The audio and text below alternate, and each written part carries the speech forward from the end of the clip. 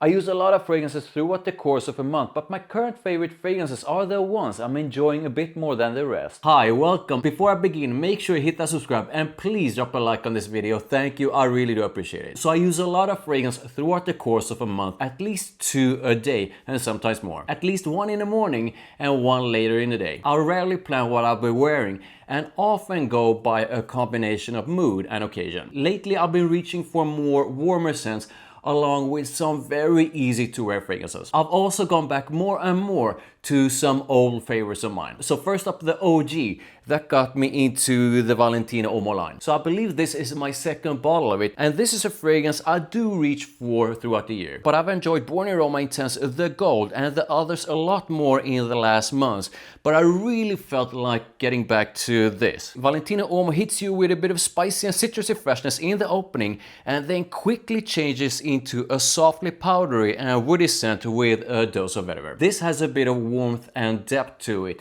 but not too much, and Uomo could almost be described as a more versatile option compared to Uomo Intense. Uomo Intense goes warmer, darker, and more intensely powdery. This is lighter with more freshness, and it's not as intensely powdery as Uomo Intense. Great scent that I've enjoyed quite a bit lately. So the next fragrance is one I used to enjoy a lot, and while I do occasionally reach for it throughout the year, I've definitely enjoyed some of the other ones from Jean Paul Gaultier more in the past few months. But I've really been craving it lately and used it both on its own and for layering. Ultra Male is one of the best pear focus scents ever made, and this is a sweet and fruity men's fragrance with a focus on pear vanilla. It's got a wicked dose of lavender cutting through for a bit of contrast and freshness. A compliment fragrance I enjoy using on its own, but I've been trying different layering combinations and be using it more and more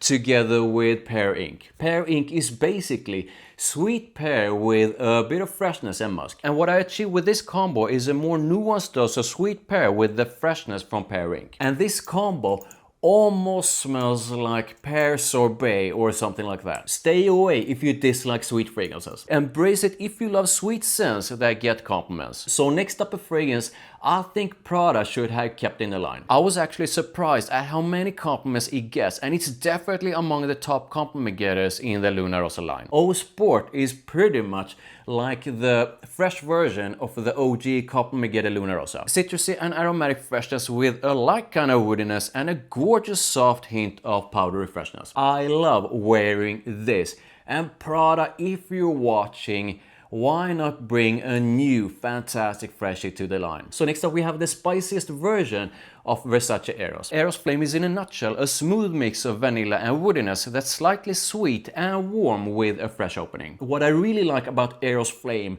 is the contrast between that intense freshness in the opening and the more sort of a warm vanillic dry down. This is sexy vanilla with freshness and a bit of sweetness, and while it does have that signature Eros vanilla, its vibe is slightly different compared to the blue bottles. Eros Flame is one of the fragrances I've been reaching for a bit more than the rest lately. This is my second bottle of Tuxedo, and I absolutely love it. To me, it's basically a slightly smoky patchouli with a gorgeous dose of vanilla and a bit of rose. And the whole thing is ambery warm with a bit of sweetness. I don't know exactly what it is about Tuxedo that makes it such a compliment getter, but what really sets it apart is the rose patchouli amber combo, which does make you notice it. The rose here doesn't come off as the intense or clean kind, more like sort of a soft floral touch.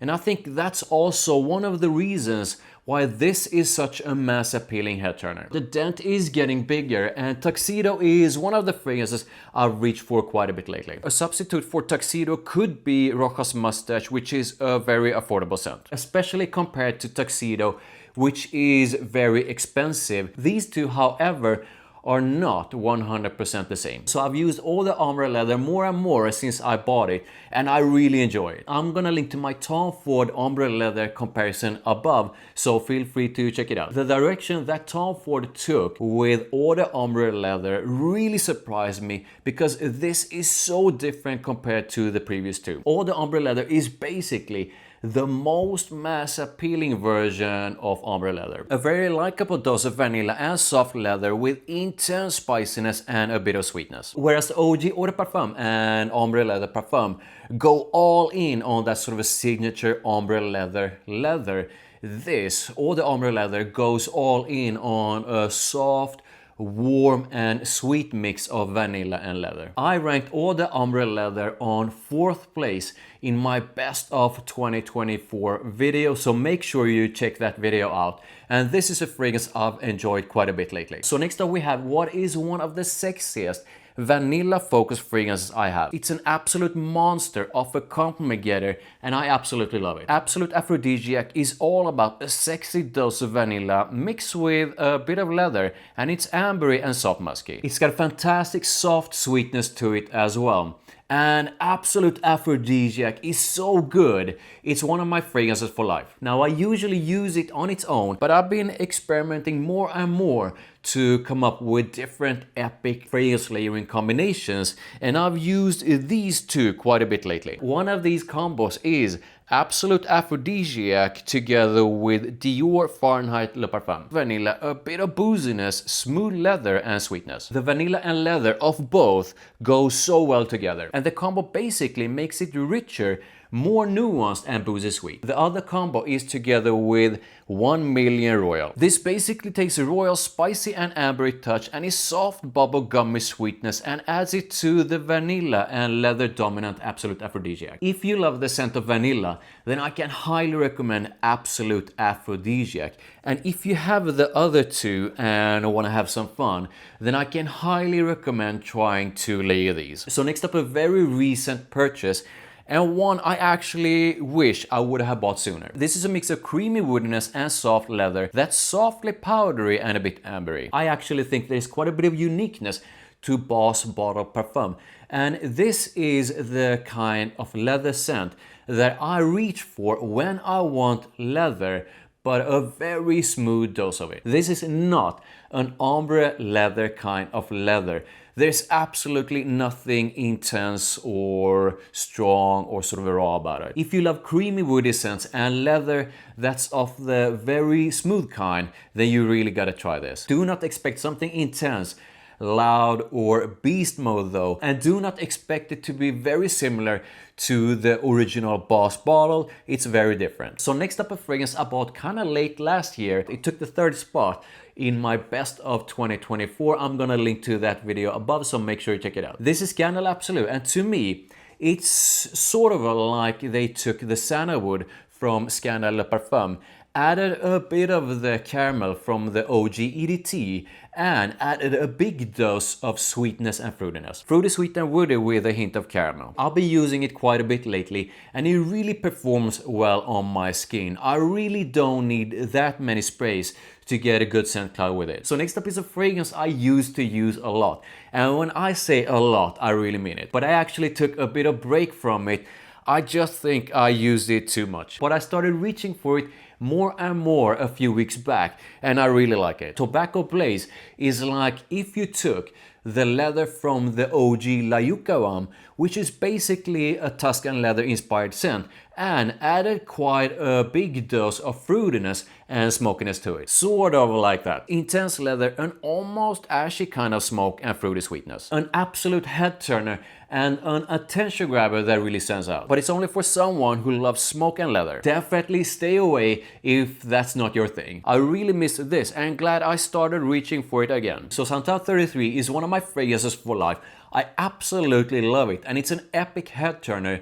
This sort of gives me Santal 33 vibes, but with a twist. This is basically creamy sandalwood in a rich woody blend that's softly powdery and very smooth. Santal Dan Sha's opening has a bit of freshness to it, and it's a bit spicy in the opening, but this is mostly about a nuanced dose of woodiness with a focus on a very smooth sandalwood. I like it from the opening through to the dry down.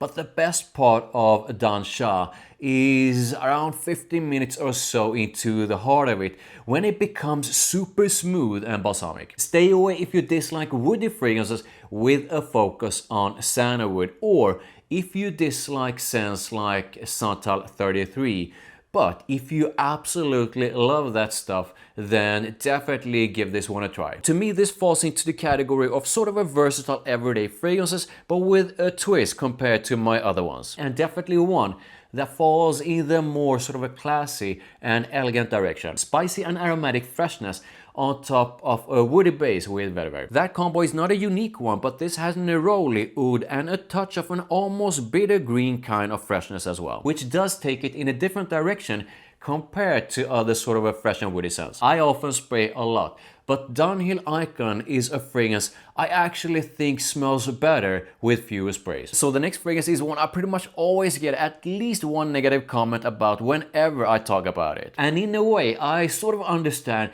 because my very first initial reaction to this wasn't that positive. But I'm glad I kept that test strip and waited until it went past the opening, because I fell in love with it. Gucci Guilty Absolu is a dry but smooth scent with a focus on leather and woodiness on top of a bit of a earthy vetiver. Gucci Guilty Absolu is definitely one of the most unique scents Gucci ever released. Edgy, masculine and bold, and definitely a scent that stands out with its uniqueness. I gave it a bit of a break, but been reaching for this more and more lately and absolutely love it. So next up is one of my current favorites from this brand, and what I think is an incredible affordable scent. This has the core of the original, which is Louis Vuitton Imagination inspired, sort of, but made slightly richer and slightly warmer. Sunrise on the Red Sandals Intense is much like the previous version, focused on freshness with orange blossom. But the original is slightly more intensely fresh,